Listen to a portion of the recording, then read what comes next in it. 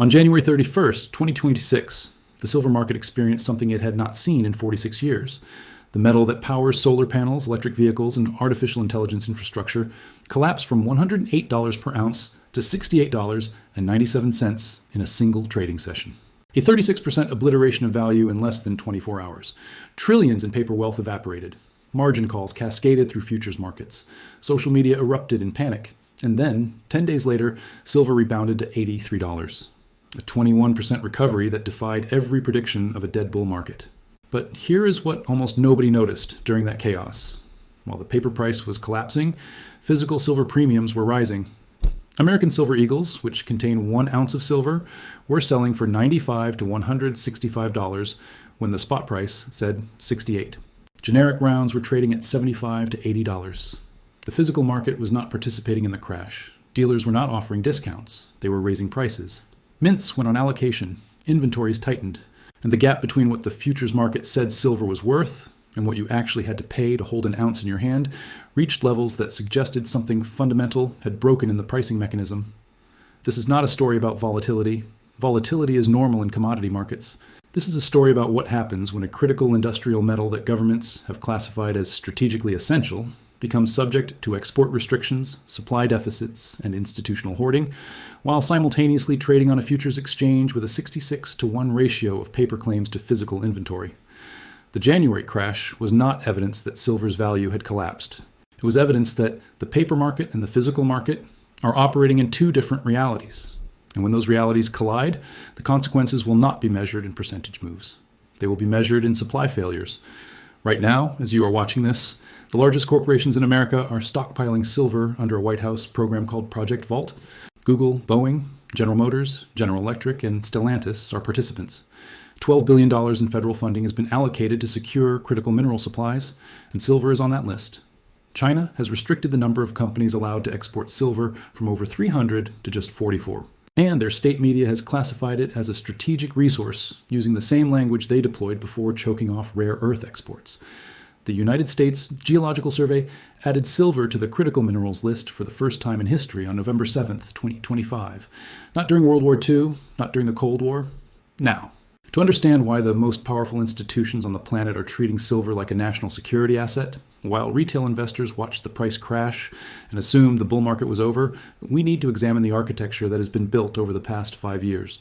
Because this is not about speculation. This is about supply and demand in a market where demand has structurally exceeded supply for half a decade, and the gap is widening. The silver deficit did not start in 2026. It started in 2020, and it has compounded every year since. In 2024, global silver demand reached 1.2 billion ounces. Mine supply delivered 830 million ounces. That is a 370 million ounce shortfall, the largest annual deficit in recorded history. But this was not an anomaly. It was the 5th consecutive year of structural deficits. Over those 5 years, the cumulative shortage totals approximately 820 million ounces. That is silver that was consumed and is not coming back. Where did that silver come from? It came from above-ground stockpiles. It came from COMEX registered inventories. It came from the London Bullion Market Association vaults. It came from Shanghai Futures Exchange warehouses. And those inventories are now at multi-year lows. The silver that bridged the gap between production and consumption was borrowed from reserves that took decades to accumulate. Those reserves are depleting. And the sectors driving demand are not slowing down. They are accelerating. Solar panel manufacturing consumes silver at a rate that increases every year as global renewable energy targets expand. Each photovoltaic cell requires silver paste for conductivity, and there is no economically viable substitute at current technology levels. Electric vehicles use silver in their battery management systems, power electronics, and charging infrastructure. The average EV contains between 1 and 3 ounces of silver depending on the model. As EV adoption scales from millions of units to tens of millions, the industrial demand compounds. Artificial intelligence data centers require servers with silver-based connectors and thermal management systems. Every major tech company is building AI infrastructure at unprecedented scale, and silver is embedded in that build-out. Military applications, from missile guidance systems to communications equipment, rely on silver's unique electrical and thermal properties. This is not jewelry demand. This is not investment demand that ebbs and flows with sentiment. This is industrial consumption that treats silver as a functional input, not a speculative asset. And when industries need silver to build products that generate revenue, they do not care whether the price is $80 or $150. They care whether they can secure supply.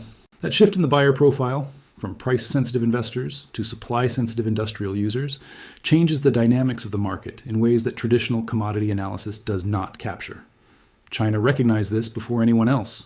On January 1st, 2026, the Chinese government reduced the number of firms authorized to export silver from over 300 companies to 44. China refines 60 to 70% of the world's silver. They control the choke point in the global supply chain, and they just tightened it. Their official state media described silver as a strategic resource, the exact terminology they used before restricting rare earth element exports in 2010. That restriction gave China leverage over every technology supply chain that depended on rare earths, from smartphones to wind turbines to defense systems. They are applying the same playbook to silver. If this analysis is starting to connect to things you have noticed, patterns in energy policy or supply chain vulnerabilities or geopolitical positioning, subscribe to this channel. Because what comes next takes this framework to a level that most market commentary is not prepared to address. The foundation we have just laid, the deficit dynamics and the export restrictions and the industrial dependency, is the setup. The complication is what happened when the United States government realized they were late to a competition they did not know they were in. On November 7th, 2025, the United States Geological Survey published an updated critical minerals list. Silver appeared on that list for the first time in the agency's history. This was not a symbolic gesture. Critical mineral designation unlocks federal investment authority, stockpiling programs, and price support mechanisms. The government does not classify materials as critical because they are abundant. They classify them as critical because they are essential to national security and economic competitiveness, and the supply is uncertain. 3 months later, on February 2nd, 2026, the White House announced Project Vault, $12 billion in federal funding to establish strategic reserves of critical minerals. Silver is included. The participating corporations are not small players experimenting with hedging strategies. Google, Boeing, General Motors, General Electric, and Stellantis are among the largest industrial entities in the United States. They are stockpiling silver because they have run the projections on their future production needs and concluded that relying on spot market availability is an unacceptable risk.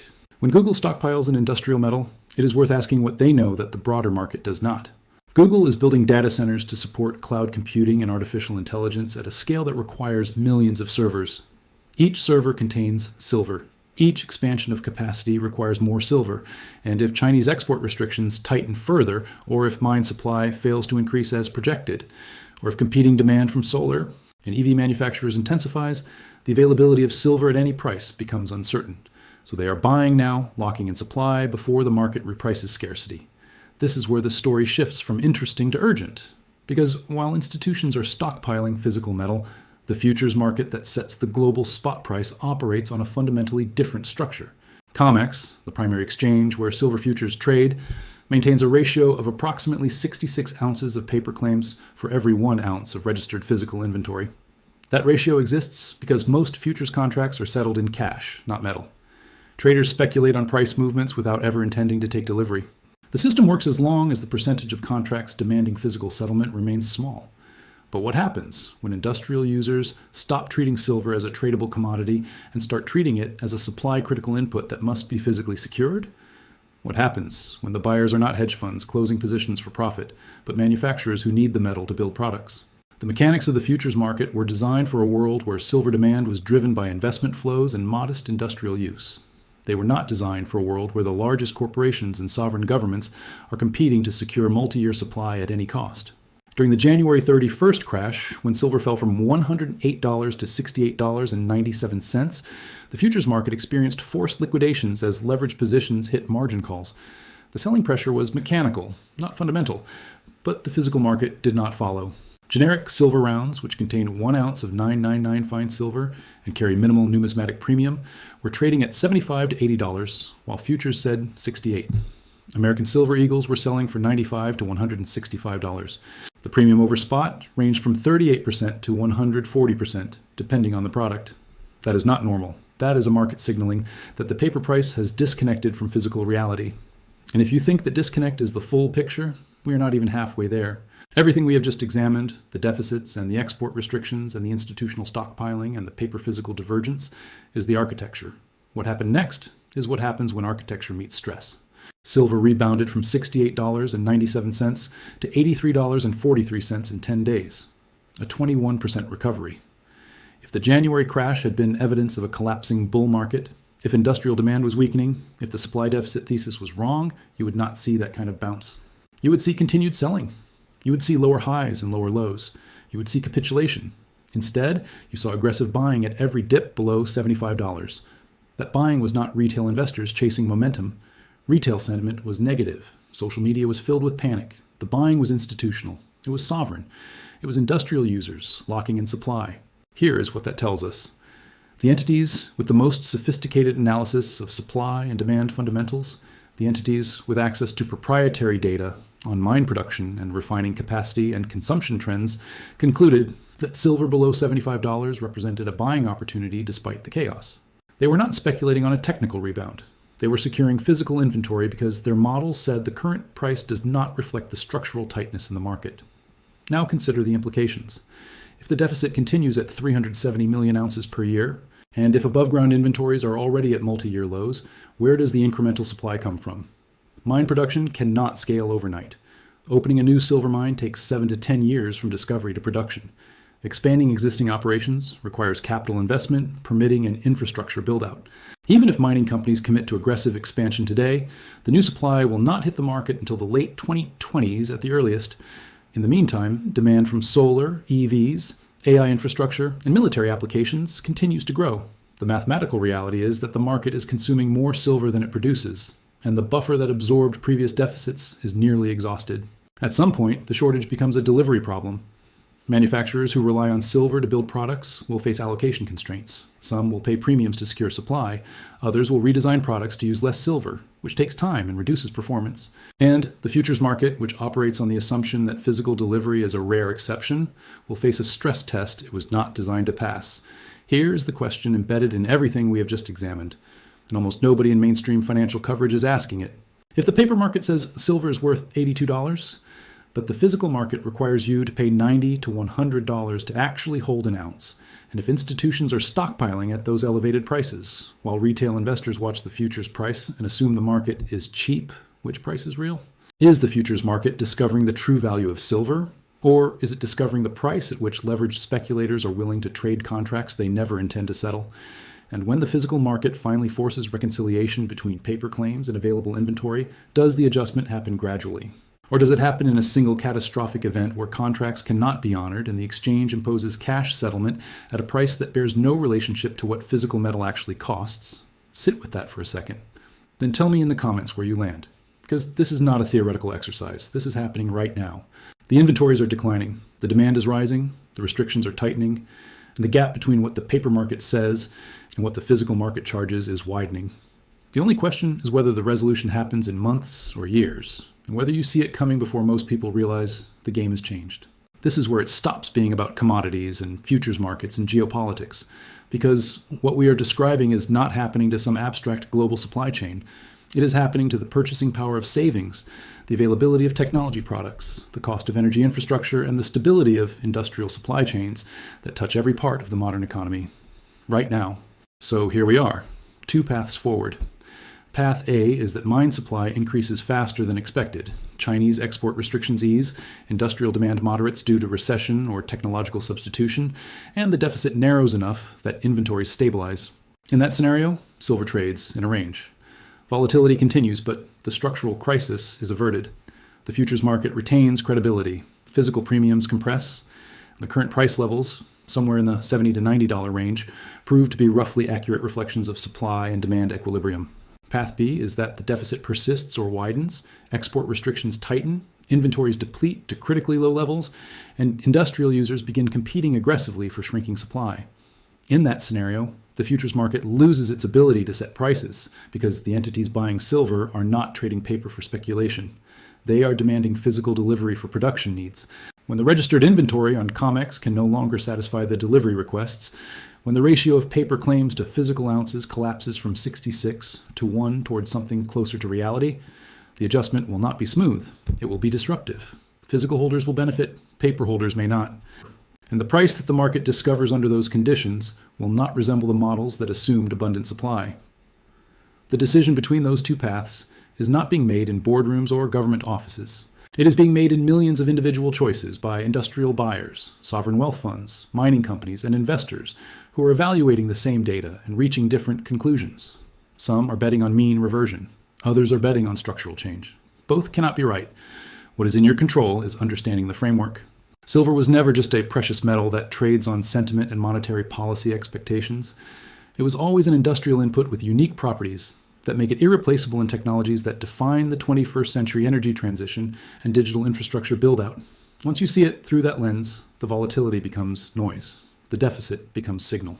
And the question is not whether to own silver, but how much exposure aligns with your assessment of which path the market is on. The January crash from $108 to $68.97 tested that framework.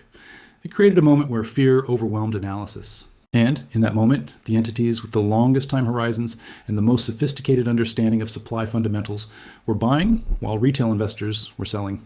That divergence in behavior during extreme volatility is worth studying, because it reveals who is trading price and who is securing supply.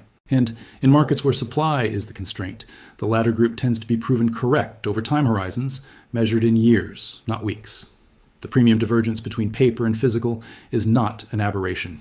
It is a preview.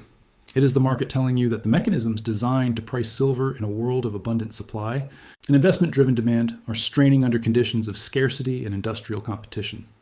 The 66-to-1 ratio of paper claims to registered inventory is not sustainable when the buyers demanding delivery are building solar farms and electric vehicle factories and data centers, not closing speculative positions. At some point, that ratio compresses. When it does, the adjustment will be visible. Silver is not going to zero. It is not going back to $20. The structural conditions that support higher prices, the deficit and the export restrictions, and the critical mineral designations and the institutional stockpiling are not temporary dislocations. They are the new equilibrium. The question is not whether silver is valuable. The question is whether the current pricing mechanism accurately reflects that value or whether it is anchored to a structure that no longer corresponds to reality. The answer to that question will determine whether $82 per ounce in February 2026 looks cheap or expensive when you examine it from the vantage point of 2028 or 2030. The empire is not collapsing. It is restructuring. Supply chains are being reordered. Strategic resources are being reclassified. Industrial dependencies are being weaponized. And the markets that price those resources are discovering that the assumptions built into futures contracts and ETF structures and analyst models were calibrated for a world that no longer exists. What you do with that information is the only part they cannot predict.